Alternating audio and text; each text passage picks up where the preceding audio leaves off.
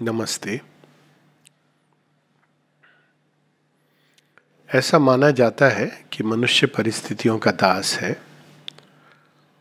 और इस भाव से या इस विचार से एक बड़ी ही विचित्र अवधारणा, एक विचित्र समझ, जो वास्तव में समझ की जगह नासमझ है, एक प्रवृत्ति उत्पन्न होती है। एक तो ये कि परिस्थितियों का दास है मनुष्य और परिस्थितियों का निर्माण मनुष्य नहीं करता, तो कोई और वो भाग्य है या ईश्वर हैं वो उन परिस्थितियों का निर्माण करते हैं। और चूंकि मनुष्य उनका दास है तो वास्तव में वो बेड़ियों में जकड़ा हुआ प्राणी है। तो ये एक प्रकार की एक दासत्व की भावना, दासत्व का बोध कभी भी अच्छा नहीं होता है, किसी भी रूप में हो। और इसीलिए मनुष्य के अंदर एक फ्रीडम की, हालांकि फ्रीडम का वो जो भी बहुत ही गलत अर्थ समझता है, फ्रीडम एक अलग प्रकार का दासत्व उस द्वार से भी चला जाता है, लेकिन वास्तव में उसके कारण उसके अंदर ये बोध होता है, क्योंकि हर समय उसके अंदर ये बोझ सा कि मेरे भाग्य ने मुझे रचा है, परिस्थितियों के कारण मैं जो हूँ वैसा हूँ।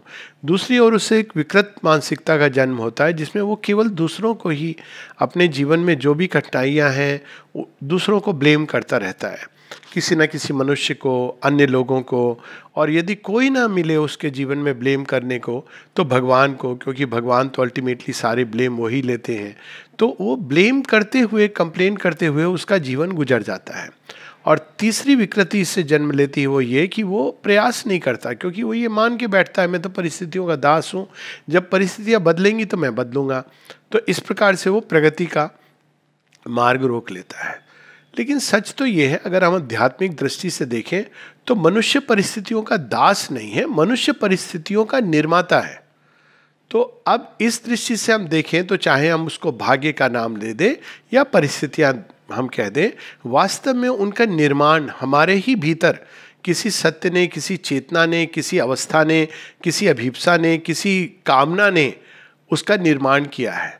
और ये परिस्थितियां एक निर्माण करने में इसको जो स्वीकृति मिलती है, सैंक्शन मिलता है, उसके पीछे एक बहुत ही गूढ़ विजडम, एक डीप विजडम कार्य कर रही होती है, जो सैंक्शन देती है उन परिस्थितियों को जीवन में रचित करने की, जो बाद में हम देखते तो लगता है कि बड़ी भयानक है, पर वास्तव में उनका निर्माण हमने ही किया होता है। ये कुछ इस तरह की चीज़ है कि कई बार लोग, बच्चे होते हैं, बहुत अनकॉन्शियसली, जब गर्भ में भी होते हैं तो बड़े अनकॉन्शियस से रहते हैं, और जब बच्चे पैदा होते हैं, बड़े हो रहे होते हैं, तो भी वो बड़े अनकॉन्शियसली बच्चे के साथ व्यवहार करते हैं। कभी बहुत रफ भी होते हैं, कुछ लोग क्रोधित भी होते हैं, वायलेंट भी होते हैं, और उन्हीं के सामने ऐसे ऐसे उदाहरण प्रस्तुत करते हैं जो अच्छे नहीं हैं। बाद में जब बच्चा बड़ा हो जाता है और वो भी उनके साथ वैसा व्यवहार करने लगता है, तो फिर वो कहते हैं कि देखो हम क्या करें, हम तो अपने बच्चों के अधीन हैं।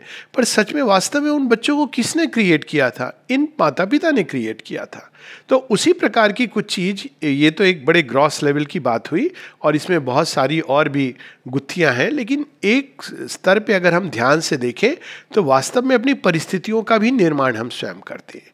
किस प्रकार से? हमारे चिंतन के द्वारा, हमारी भावनाओं के द्वारा, हमारे जीवन के लक्ष्य के द्वारा, हमारे अंदर किन चीज़ों की कामना हम करते हैं, इन सब के द्वारा वास्तव में हम संसार में ऊर्जाओं को विकीर्ण कर रहे हैं। ये सारी संसार में ऊर्जाएं जा रही हैं, एक एक ऐसी सी कामनाएं, ऐसी ऐसी भावनाएं जो कोई देख नहीं सकता, जो केवल छुपी हुई हमारे अंदर छद्म रूप में बाहर प्रकट हो रही है, हमारे सबकॉन्शियस से, हमारे अवचेतन से, हमारे अंधकार में क्षेत्रों से, और पूरी संसार में ये जा रही हैं। तो ये जाती हैं और इन्हीं ऊर्जाओं को पकड़ के, उपयोग करके, संसार की शक्तियाँ वो आती हैं और हमारे सामने उन चीज़ों को क्रिएट करती हैं।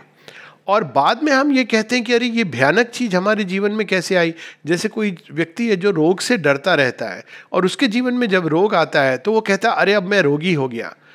लेकिन अगर वो इसके विपरीत रोग से ना डरे तो उसके जीवन में यदि रोग आता भी है तो वो मात्र एक दृश्य की तरह आकर चला जाता है या उसके प्रगति में सहायक करता है। तो सबसे उत्तम एटीट्यूड क्या है? उत्तम एटीट्यूड कभी भी ये नहीं हो सकता कि हम परिस्थितियों या भाग्य के दास हैं। उत्तम एटीट्यूड जो मनुष्य की मनोवृत्ति है वो तो यही होनी चाहिए कि हम इन परिस्थितियों के स्वामी कैसे बने। और सीक्रेट यहाँ पे यह है कि जितना अधिक हम अपने ही अंदर, अपने ही स्वामित्व के बोध को जागृत करते हैं, यानी अपने अंदर जो हमारे अनेकों अनेकों शक्तियाँ हमारे जीवन को अनकॉन्शियसली पुश करती हैं, उनको, उनके प्रति हम सचेत होते जाते हैं और उनको हम मास्टरी की ओर प्रयास करते हैं।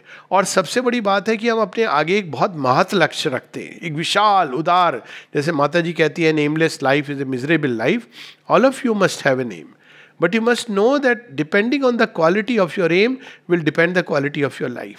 और फिर एक बहुत बड़ा महासूत्र दे देती है कि but do not forget that if you, the perfection you seek outside in others, you must discover and realize in yourself। तो ये एक बहुत बड़ी बात है कि अगर हमारे जीवन में एक बहुत महत्व उदात्त लक्ष्य है, तो हम देखें कि परिस्थितियां इस प्रकार की होंगी जो वास्तव में हमें उस ओर जाने में सहायक हो रही हैं। अब वो परिस्थितियां बाहर से देखने में विकट लग सकती हैं, लेकिन जिस व्यक्ति ने ये अपने अंदर प्रण लिया हुआ है कि मैं सचेत होता जाऊंगा और हर परिस्थिति में मैं अपने लक्ष्य की ओर बढ़ूंगा, तो विकट से विकट परिस्थितियां, इवन वे जिनको एक साधारण व्यक्ति कहेगा ये तो असंभव है, वास्तव में उसके मार्ग में सहायक बन जाती है। तो सच तो ये है कि परिस्थितियों के हम दास नहीं होते, और ऐसा समझना एक बहुत बड़ी भयंकर भूल है। कई लोग हैं जो ईश्वर की प्राप्ति कहते हैं कि नहीं, हम कैसे करें, हमारे पास समय नहीं होता, हम व्यस्त रहते हैं, हमें ये काम होते हैं, हमें ऑफिस जाना है, हमें घर में कामकाज भी है, ये सब देखना है। तो सच ये है कि वो सच्चे दिल से प्रयास ही नहीं करते, ना चाहते हैं, उनका लक्ष्य यहीं तक सीमित है। जिस दिन उनका लक्ष्य ईश्वर बन जाएंगे तो अपने आप वो देखें कि ये सारी चीज़ें जो उनको इस समय बंधन लग रही हैं, जो जिसके बारे में वो कह रहे हैं कि ये परिस्थितियाँ हमारी के हम दास हैं, वही परिस्थितियाँ उसकी ओर आगे बढ़ने में उनके उस व्यक्ति के लिए मार्ग में सहायक होने लगेंगी। और ये वास्तव में एक प्रकार से हम ये कहें कि जूडो का प्रिंसिपल है कि आप अपोनेंट की शक्ति को ही उपयोग करते हो उसको पछाड़ने के लिए। जो ऊर्जा आपको अपनी ओर खींच रही है, आप उसको, जो ऊर्जा आपको पछाड़ने की चेष्टा कर रही है, उसी दिशा में आप उसको ले जाकर के पछाड़ देते हो, ना कि आप उसको कॉन्स्टेंटली टसल या फाइट करते रहते हो। तो जीवन में परिस्थितियां आएंगी, स्थितियां भी आएंगी, घटनाएं होंगी, लोग भी आएंगे, लेकिन जो व्यक्ति लक्ष्य पे अपने इन सब के बावजूद दृढ़ रहता है, वो लक्ष्य को प्राप्त करता है। ना कि वो जो हर कदम पे शिकायत करे, हर कदम पे किसी को ब्लेम करे, हर कदम पे कि इस कारण से उस कारण से मैं ये नहीं कर पा रहा हूँ, वो नहीं कर पा रहा हूँ। सच तो ये है कि एक प्रकार की इनसिंसेरिटी है। इसका मतलब ये है कि जो भी हम करना चाह रहे हैं, हम उसके प्रति सच्ची निष्ठा से नहीं करना चाह रहे हैं। और यही सत्य निष्ठा है, सिंसेरिटी, जिसकी बात माता जी कहती हैं।